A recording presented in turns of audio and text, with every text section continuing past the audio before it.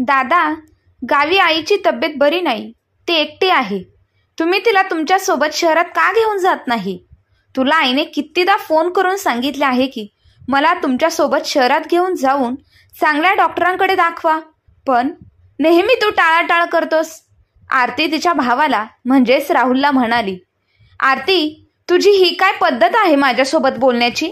आपल्या मोठ्या भावाला असं कोणी बोलतं का? त्यावर आरती म्हणाली, दादा, मी तुझ्यासोबत व्यवस्थितच बोलत आहे. राहुलच्या बाजूला उभी असलेली त्याची बायको दीपा राहुलच्या हातातून फोन हिसकावून घेते आणि आरतीला म्हणाली की आरती, आम्ही तुझ्यासारख्या आणि तुझ्या आईसारखे मोकळे नाही की संपूर्ण दिवस घरी बसून असतो. आम्ही दोघेही नोकरी करतो, त्यामुळे आम्हाला इतका वेळ नाही की वारंवार गावी येऊ शकू. आता 4 महिने आधीच सासऱ्यांच्या निधनानंतर 15 दिवस सुट्टी घेऊन गावी आलो होतो.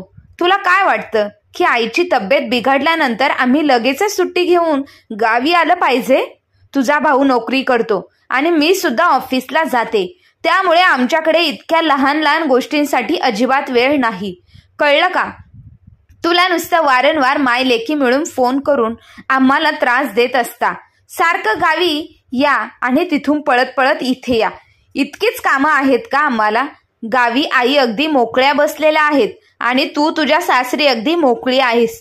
जर तू नोकरी करत असती तर तुला कळालं असतं की व्यसनीय कसं असतं. त्यावर आरती म्हणाली, बहिणी, जी लोक नोकरी करत नाही त्यांच्याकडे काहीही काम नसतं असं नाही. ते दिवसभर नुसते बसलेले असतात असं तुम्हाला वाटतं का?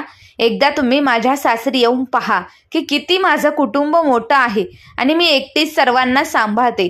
तसंच मुलंही बघते आणि सर्वांचं 3 वेळचं जेवण बनवते. तुम्ही नोकरी करत असाल, पण आम्हाला सुद्धा आमच्या घरातल्या कामांमधून अजिबात फुरसत मिळत नाही. आता तर तुम्ही दोघेच आहात. आरामात 2 डबे बनवून ऑफिसला निघून जाता. आरतीच्या गोष्टी ऐकून तिची वहिनी दीपा भडकली आणि म्हणाली, जर तुला तुझ्या आईची इतकी काळजी वाटत असेल तर तू त्यांना तुझ्याकडे का बोलवून घेत नाहीस? त्यावर आरती म्हणाली, ठीक आहे वहिनी, जर तुम्ही आईला तुमच्याकडे बोलवून घेत नसाल तर मीच तिला माझ्याकडे बोलावून एका चांगल्या डॉक्टरांना दाखवून घेईन. असं म्हणत तिने फोन ठेवून दिला.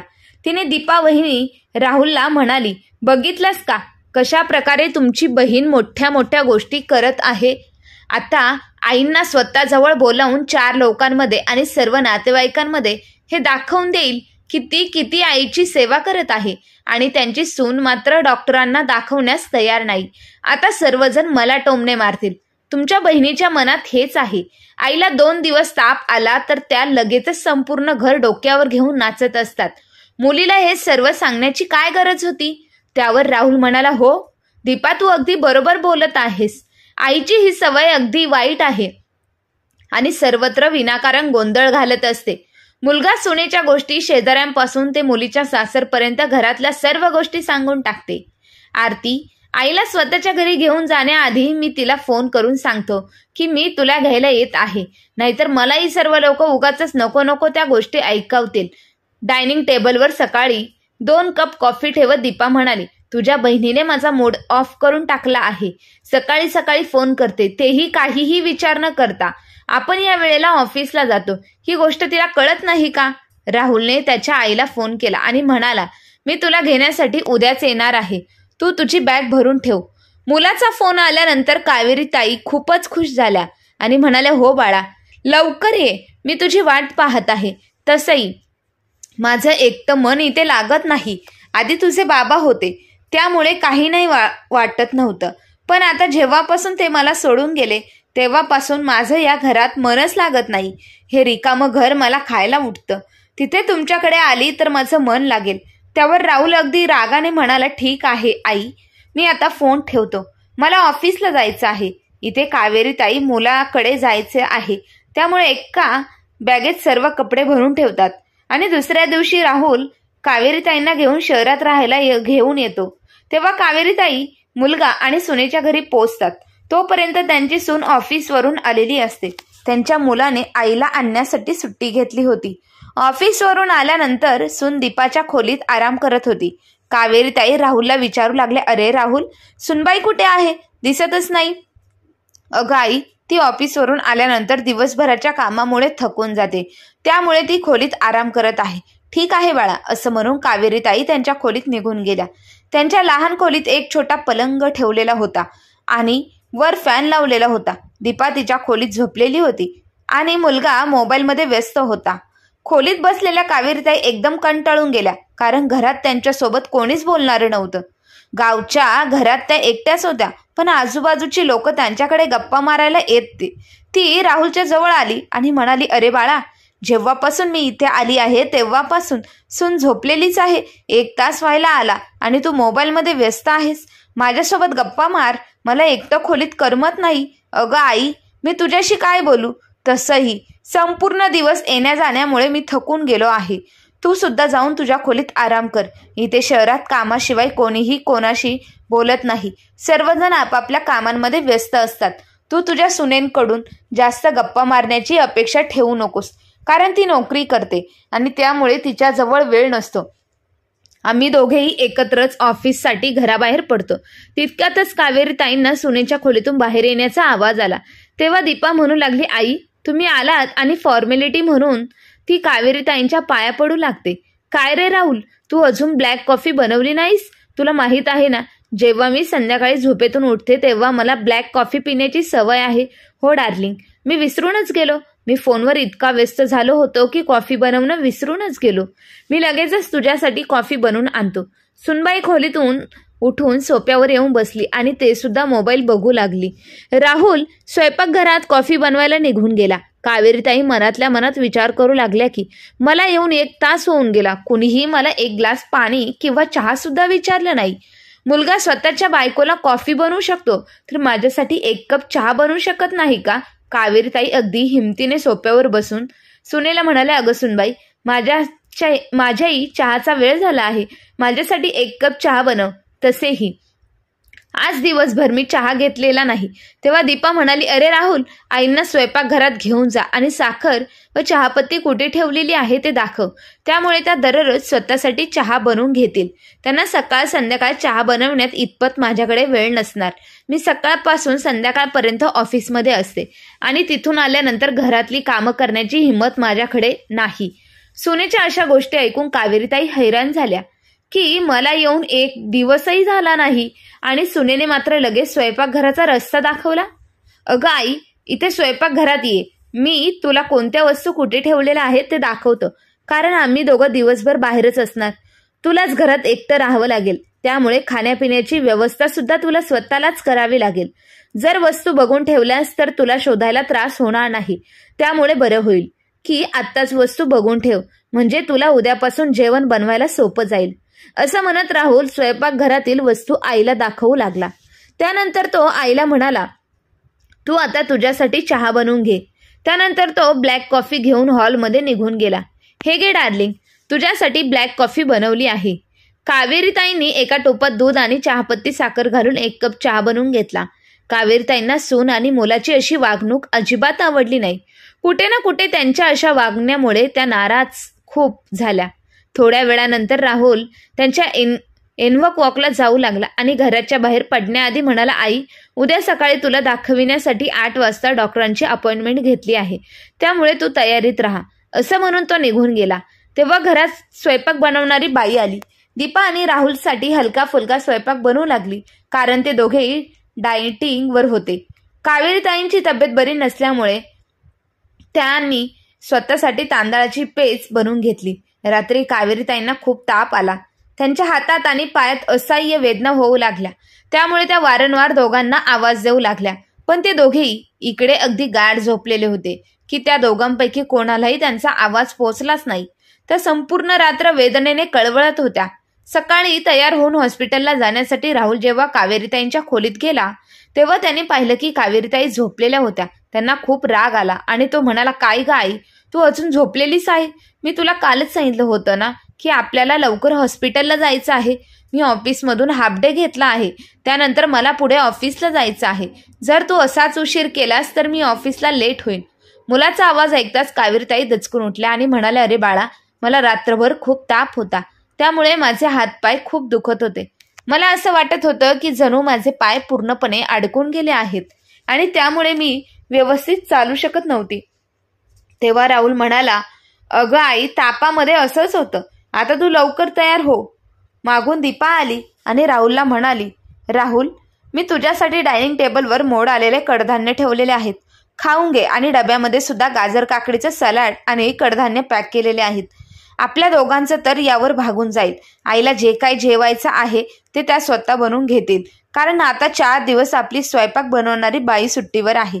त्यामुळे आईंना त्यांचा स्वयंपाक स्वतःच बनवून घ्यावा लागेल. कावेरी ताई सुनेला म्हणाले, अगं सुनबाई, माझी तब्येत गावातून आल्यापासून बरी नाही. मी इथे तुमच्याकडे आली कारण व्यवस्थित उपचार घेऊ. मग तू तुझ्या सासूला तिच्या आजारपणात जेवण बनवून देऊ शकत नाहीस?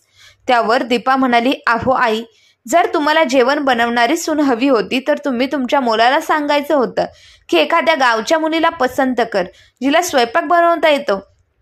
आता मी शहरातली शिकलेली मुलगी तुमच्याच मुलासोबत ऑफिसमध्ये नोकरी करते, म्हणून माझ्याकडून जेवण बनवण्याची अपेक्षा ठेवू नका. जर सून नोकरी करणारी असती, जर गरजेच्या वेळी घरचं जेवण बनवू शकत नाही का?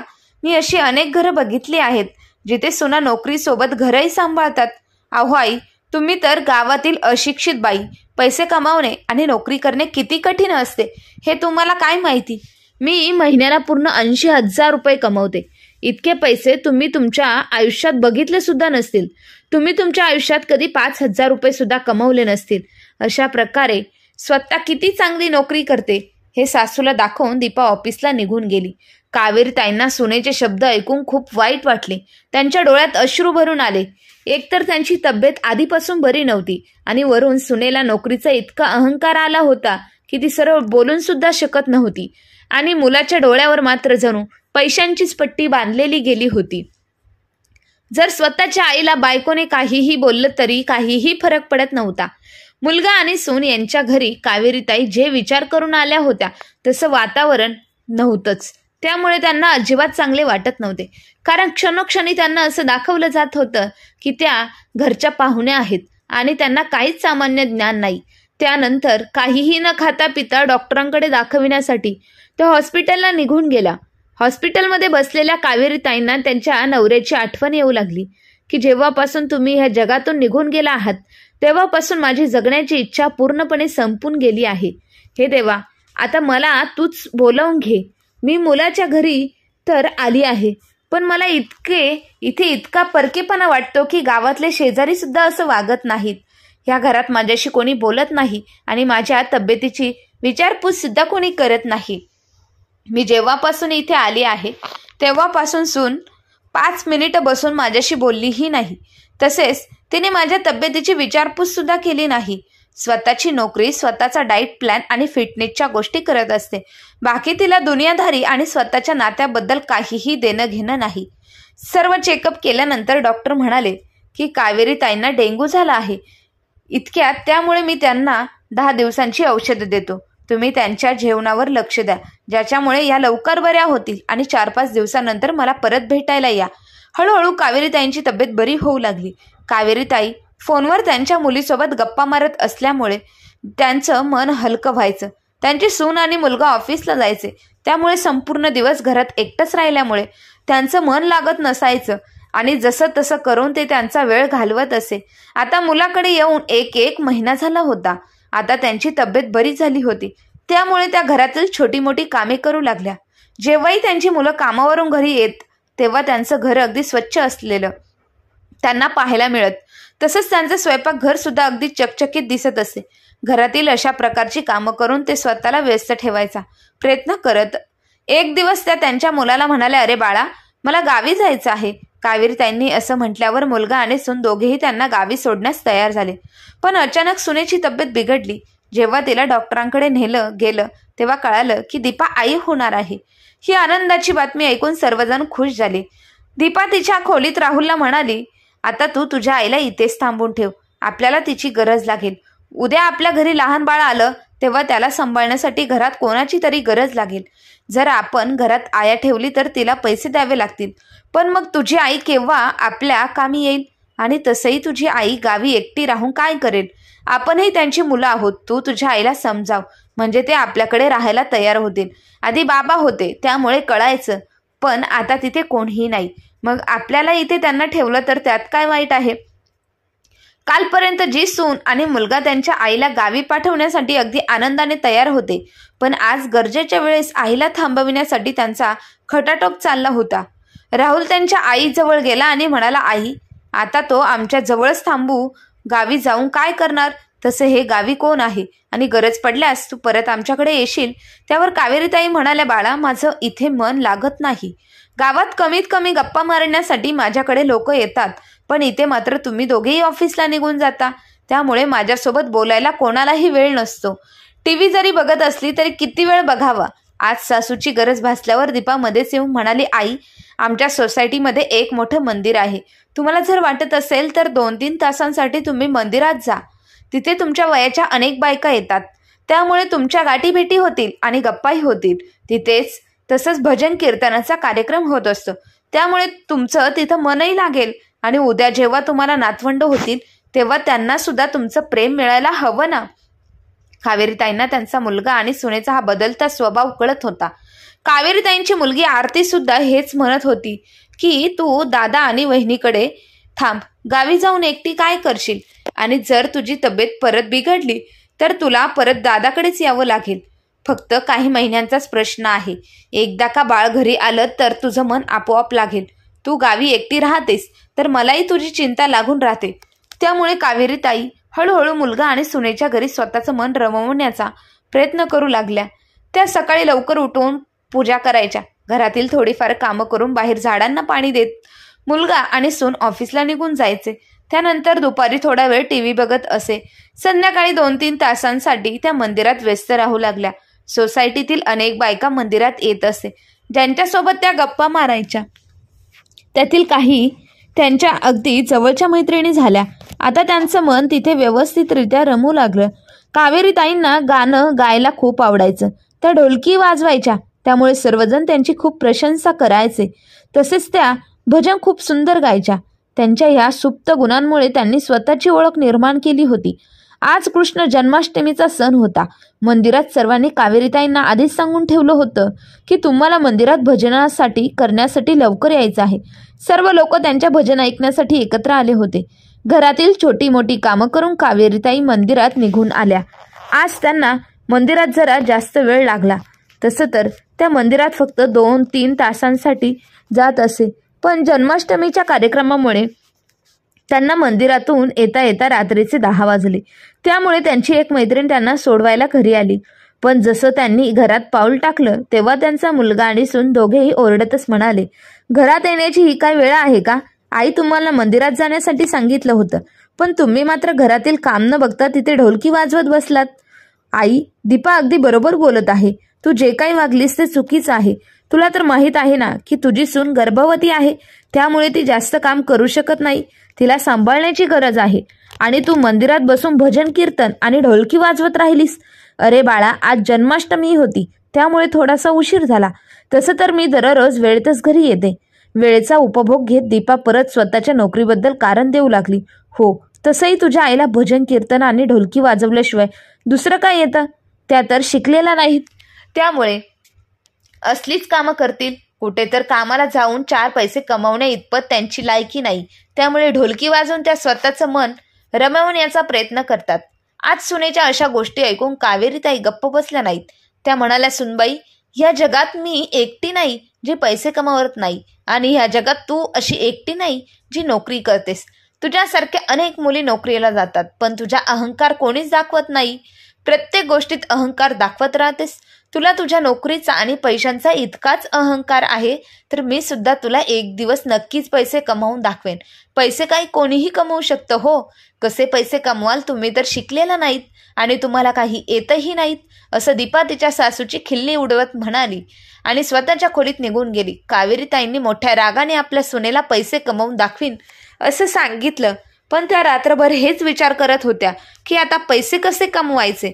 खरंच त्यांच्याकडे असला कोणताही गुण नाही का की ते पैसे कमवू शकतील. दुसऱ्या दिवशी अगदी चिंतेत त्या मंदिरात गेल्या तेव्हा त्यांच्या मैत्रिणी त्यांना विचारू लागल्या की काय झालं कावेरी, तू खूप उदास दिसत आहे. तुझी तब्येत बरी नाही का? त्या मैत्रिणीला म्हणाल्या, अगं नाही सुद्धा, असं काही नाही. कावेरी, असं नक्कीच काहीतरी आहे जे तू माझ्याकडून लपवत आहेस. सुधाताईंनी भरपूर आग्रह केल्यानंतर कावेरीताईंनी त्यांच्या सुनेची गोष्ट सांगितली की माझ्या सुनेला तिच्या नोकरीवर खूप अहंकार आहे आणि मी रागाने तिला असं सांगितलं की मी तिला पैसे कमवून दाखवन, पण मला असं कोणताच काम येत नाही की ज्याच्यामुळे मी पैसे कमावू शकू. त्यावर मैत्रिणी सुद्धा म्हणाली, अगं कावेरी, तू इतकं सुंदर भजन गातेस की इतकी चांगली ढोलकी वाजवतेस, मग तू तुझं यूट्यूब चॅनल का खोलत नाहीस? त्यावर तुझे भजन कीर्तन टाकत जा, लोकांना ढोलकी वाजवायला शिकव. अच्छा, मग त्यामुळे काय होईल? अगं पैसे मिळतील. काय यूट्यूबवरून पैसेही मिळतात? असं कावेरीताई अगदी आश्चर्याने सुधाला विचारू लागल्या. हो कावेरी, माझी मुलगी खूप मोठी यूट्यूबर आहे. ती यूट्यूबवर काम करते. मी उद्या तुला भेटायला तिला घेऊन येईन. ती तुला सर्व काही व्यवस्थित समजावेन. ती तुझं एक भजनाचा चॅनल बनवेल. तसंही तू दररोज मंदिरात येतेस आणि इतके चांगले भजन आणि कीर्तन करतेस. कीर्तन सरळ चॅनलवर टाकत जा.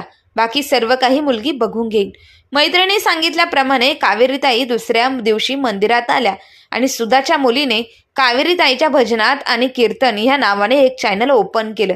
सुधाताईची मुलगी श्रेया कावेरीताईंना म्हणाली, काकू, तुम्हाला काही करायचं नाही. माझ्याकडे एक जुना स्टँड पडून आहे. त्यामध्ये फक्त तुम्ही तुमचा मोबाईल ठेवून व्हिडिओ ऑन करा आणि तुम्ही जे काही भजन कीर्तन करता ते सर्व काही या मोबाईलमध्ये रेकॉर्ड करून मला पाठवून द्या. बाकी पुढचं मी सर्व कामं करेन. त्यावर कावेरीताई म्हणाल्या, बाळा, हे सर्व काम करण्यासाठी माझ्याकडे तुला देण्यासाठी पैसे नाही. काकू, मला तुमच्याकडून कसलेही पैसे नको. जेव्हा तुम्ही कमवायला लागाल तेव्हा मला पैसे द्या. अशा प्रकारे कावेरीताईंचा एक यूट्यूब चॅनल तयार झाला. 2-3 महिन्यानंतर कावेरीताई दररोज भजनात येत आणि जो काही कीर्तन व्हायचं ते सर्व त्या त्यांच्या मोबाईलमध्ये रेकॉर्ड करायच्या आणि सुधाच्या मुलीकडे पाठवून द्यायच्या. हळूहळू कावेरीताईंचा चॅनल व्यवस्थित चालू लागला आणि 4 महिन्यातच त्यांच्या भजनाचे 2 व्हिडिओ अगदी व्हायरल झाले. त्यांच्या चॅनलला भरपूर लाईक आणि सबस्क्राईब मिळत गेले आणि एक तो दिवस आला जेव्हा सुधाची मुलगी श्रेया येऊन कावेरीताईंना म्हणाली, काकू, तुमचा चॅनल मॉनिटाईज झाला आहे आणि तसंच त्यामध्ये चांगले पैसेही तुम्हाला मिळू लागले आहेत. येत्या 2 महिन्यातच तुमच्या अकाउंटमध्ये पैसे येतील. कावेरीताईंचा बँक अकाउंट सुद्धा सुधाताईच्या मुलीनेच उघडला होता. कावेरीताई मुलाला आणि सुनेला ह्या चॅनलबद्दल कसलाही भनकही नव्हती. आता हळूहळू त्यांचे चॅनल खूप व्हायरल होऊ लागले. खरंच बाळा, मला माझ्या भजन आणि कीर्तनाच्या माध्यमातून बरेच पैसे मिळू लागले. हो काकू, जेव्हा तुम्ही यूट्यूबवर काम करता तेव्हा तुम्हाला खूप पैसे मिळतात. लोकांना तुमचा हा कार्यक्रम खूप आवडत आहे. दुसऱ्या महिन्यातच दीपा आणि राहुलच्या लग्नाचा वाढदिवस होता. दोघांना खूप मोठा कार्यक्रम ठेवला होता. ऑफिसचे सर्व मित्र आणि आजूबाजूची लोक या कार्यक्रमात सहभागी होणार होती. या सर्व तयारीमध्ये कावेरीताई त्यांच्या सुनेला म्हणाले, अगं दीपा, जेव्हापासून मी आली आहे तेव्हापासून मी एकही साडी खरेदी केलेली नाही. ज्या काही साड्या मी आणल्या होत्या त्या घालून घालून खूप जुन्या झाल्या आहेत. तेव्हा तू बाजारात जाशील तेव्हा माझ्यासाठी एक नवीन साडी घेऊन ये. त्यावर दीपा तोंड वाकडं करत म्हणाली, आई, माझ्याकडे अशा भरपूर साड्या आहेत ज्या जुन्या झाल्या आहेत. त्यातीलच एक साडी मी तुम्हाला देईन जी मी आता घालत नाही. नवीन साडी खरेदी करण्याची काय गरज आहे? त्यावर असं म्हणत दीपा तिच्या खोलीत जाऊन तिची एक जुनी साडी आणून कावेरीताईंना देते. कावेरीताईंनी आपल्या सुनेची जुनी साडी घालण्यासाठी काहीच हरकत नव्हती, पण जेव्हा त्यांनी ती साडी उघडून बघितली तेव्हा पाहिलं ती साडी ठिकठिकाणी फाटलेली होती. त्या सुनेकडे गेल्या आणि म्हणाले, अगं सुनबाई, ही साडी मध्ये मध्ये फाटलेली आहे. त्यावर दीपा म्हणाली, मग काय झालं? सुई धाग्याने तिथे शिलाई घाला आणि ती साडी नेसा. आमच्या लग्नाच्या वाढदिवसाचा इतका मोठा कार्यक्रम होणार आहे तेव्हा आम्हाला तुमच्याकडून कोणतीही भेटवस्तूची अपेक्षा तर नाहीच, पण वरून आम्ही आमचाच खर्च का करू? कधी साडी आणून द्या, कधी हे द्या, कधी ते द्या. तसं तर तुम्हाला आमच्या घरी ठेवल्यामुळे आमचा खूपच खर्च होत आहे, असं दीपा बडबडत होती. सुनेच्या अशा व्यवहारामुळे कावेरीताई खूप दुःखी झाल्या. त्या बाहेर जाऊन बसल्या. थोड्या वेळातच दीपा तयार होण्यासाठी पार्लरला निघाली. तितक्यातच सुधाताईंची मुलगी श्रेया घरी आली आणि म्हणाली, काकू, अभिनंदन, तुमच्या अकाउंटमध्ये खूप 1 लाख रुपये आले आहेत. तुमची पहिली कमाई 1 लाख रुपये आहे. काकू, तुम्हाला तुमचा पगार मिळाला. श्रेया गोष्ट ऐकून कावेरीताईंचा आनंद गगनात मावेनासा झाला. बाळा, खरंच माझा पगार आला आणि तोही इतका? मला माझ्यावर विश्वास बसत नाही. मी माझ्या भजन कीर्तनामुळे मी इतके पैसे कमावले आहेत, तेही पूर्ण 1 लाख रुपये. मी तर इतक्या पैशांची कधी अपेक्षाही केली नव्हती. हो काकू, मी अगदी खरं बोलत आहे. आता मला तुमच्याकडून पार्टी हवी. हो बाळा, नक्कीच. बोल, कुठे जायचं आहे पार्टीसाठी? मी तुला लगेच पार्टी देते. सर्वात आधी श्रेयासोबत कावेरीताई मंदिरात आल्या आणि आधी देवासमोर लाडू ठेवून त्यांनी सर्व मैत्रिणींना त्यांच्या पहिल्या पगारातून लाडू खाऊ घातले. सर्व लोक कावेरीताईंची खूप प्रशंसा करतात आणि म्हणतात, कावेरी, तू आज सर्वांना दाखवून दिलं की स्वतःच्या बळावर पैसे कमवू शकतेस. त्या श्रेयाला म्हणाल्या, बाळा, तू मला बाजारात घेऊन जाशील का? उद्या माझ्या मुलाच्या लग्नाचा वाढदिवस आहे, त्यामुळे मला गिफ्ट द्यायचं आहे. हो काकू, मी तुम्हाला उद्या बाजारात घेऊन जाईन. दुसऱ्या दिवशी कावेरीताई बाजारात जाऊन सुनेसाठी एक नवीन साडी घेतली आणि तसेच स्वतःसाठी सुंदर एक साडी घेतली. मुलाला शर्ट पॅन्ट घेतला. तसेच त्यांनी श्रेयाला सुंदर एक नवीन ड्रेस घेऊन दिला. त्यांनी श्रेयाला सुद्धा काही पैसे दिले आणि म्हणाल्या, बाळा, जर तू नसती तर कदाचित मी हे पैसे कमवू शकले नसते. अहो काकू, तुम्ही नेहमी अशाच आनंदात राहा. मी देवाकडे प्रार्थना करते. अगदी आनंदाने कावेरीताई घरी परतल्या. त्यांनी डायनिंग टेबलवर ठेवलेली ती साडी वारंवार हातात घेऊन पाहू लागल्या. कारण त्या साडीला पाहून आज त्यांना खूप आनंद होत होता. कारण ती साडी त्यांनी त्यांच्या पहिल्या पगारातून घेतलेली होती. दुसऱ्या दिवशी सर्वजण घरी आले तेव्हा त्या कावेरीताईंनी मुलगी आरती सुद्धा आली. संपूर्ण घर पाहून यांनी खचाखच भरलं होतं. केक कापल्यानंतर सर्व लोक दीपा आणि राहुलला गिफ्ट देऊ लागले. तेव्हा कावेरीताई सुद्धा एक सुंदर सिल्की साडी घालून स्वतःच्या खोलीतून बाहेर आल्या. स्वतःच्या सासूला इतकी महागडी साडी घातलेलं पाहून दीपा राहुलला म्हणाली, तू तुझ्या आईला इतकी महागडी साडी खरेदी केलीस का? इतके पैसे खर्च करण्याची काय गरज आहे? तेव्हा राहुल म्हणाला, नाही दीपा, मी ही साडी तिला घेऊन दिलेली नाही. आज कावेरीताईंना आपल्या सुनेला तिच्या नोकरीचा अहंकार उतरवण्याची चांगली संधी मिळाली होती. सुनेसाठी आणलेली भेटवस्तू सुनेच्या हातात देत कावेरीताई म्हणाल्या, बाळा, हे घे, खास तुझ्यासाठी पूर्ण 5,000ची साडी खरेदी करून आणली आहे. त्यावर दीपाचे डोळे फाडून म्हणाली, 5,000ची साडी? इतके पैसे तुमच्याकडे आले? नक्कीच तुम्ही राहुलकडून पैसे घेतले असतील. त्यानंतर दीपा राहुलला म्हणाली, राहुल, तुला आईने इतके पैसे देण्याची गरज काय आहे? आपले पैसे घेऊन ह्या आपल्यालाच गिफ्ट देत आहेत. आपले पैसे घेऊन ह्या आपल्यालाच गिफ्ट देत आहे. ती कावेरीताईंना म्हणाली, आमच्या पैशांची भेटवस्तू घेऊन तुम्ही आम्हालाच देण्याची काय गरज आहे? जर तुम्ही स्वतःचे पैसे खर्च करून भेटवस्तू आणली असती तर आम्ही खूप खुश झालो असतो. आता परत दीपाने सर्वांसमोर कावेरीताईंचा अपमान केला. कार्यक्रमाला उपस्थित असलेले सर्व लोक सुनेच्या अशा गोष्टी ऐकून आश्चर्यचकित झाले की एक सून स्वतःच्या म्हाताऱ्या सासूला कसं बोलत आहे. त्यावर कावेरीताई आवाजात म्हणाले, मी कोणाकडूनही पैसे घेतलेले नाही. ही साडी मी माझ्या पैशांनी खरेदी केली आहे आणि तेव्हा मी माझ्या पहिल्या पगारातून आता मी पैसे कमवते आणि मला माझा पहिला पगार मिळाला आहे, तोही पूर्ण 1,00,000 रुपये. त्याच पैशातून मी तुझ्यासाठी आणि माझ्यासाठी खरेदी साडी केलेली आहे. सुनबाई, आता चिंता करू नकोस, कारण मीही पैसे कमवायला लागली आहे. आता मी तुझ्याबरोबरची झाली आहे. मी शिकलेली नाही तर काय झालं, पण मी आज तुझ्यापेक्षा जास्त पैसे कमावते. कावेरीताईच्या गोष्टी ऐकून सून आणि मुलगा दोघेही चकित झाले की आई नक्की काय करते काम, जे आम्हाला माहीतच नाही, आणि तेही इतके पैसे. तितक्यात दीपाची एक मैत्रीण जी त्या पार्टीला आली होती ती कावेरीताईंना पाहून म्हणाली, अहो काकू, तुम्ही दीपाच्या सासू आहात. मला माहीतच नाही. मी नेहमी तुमची भजनं ऐकते आणि ती भजन आणि कीर्तन मला खूप आवडतात.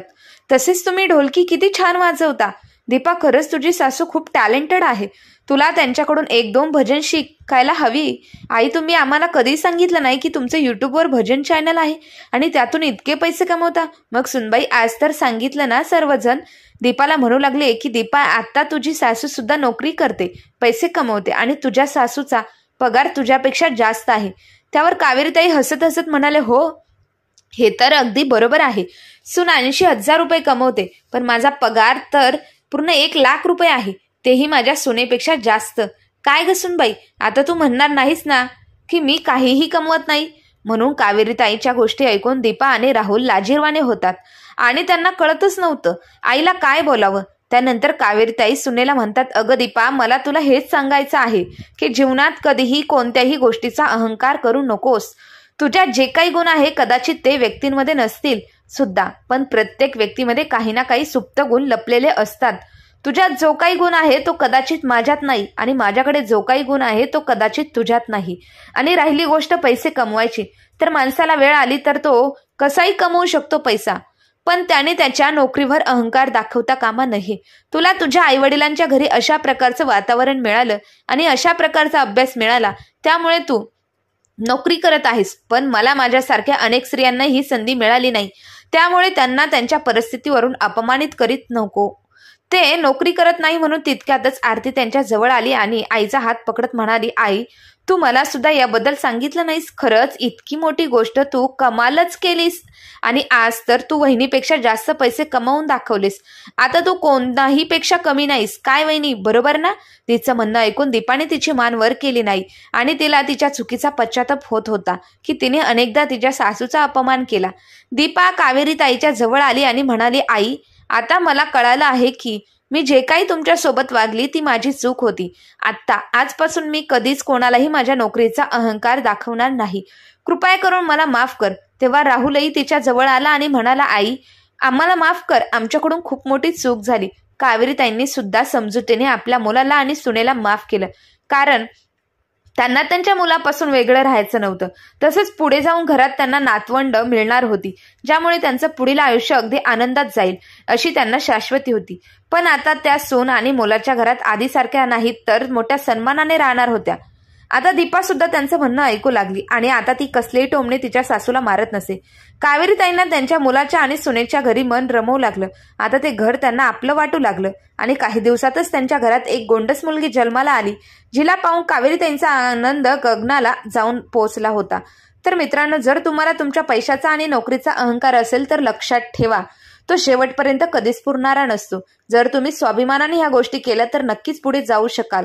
आजची गोष्ट आमची ही तुम्हाला कशी वाटली ते कमेंट बॉक्समध्ये नक्की कळवा आणि कथा आवडली असेल तर आपल्या चॅनलला लाईक, शेअर, सबस्क्राईब नक्की करा. धन्यवाद.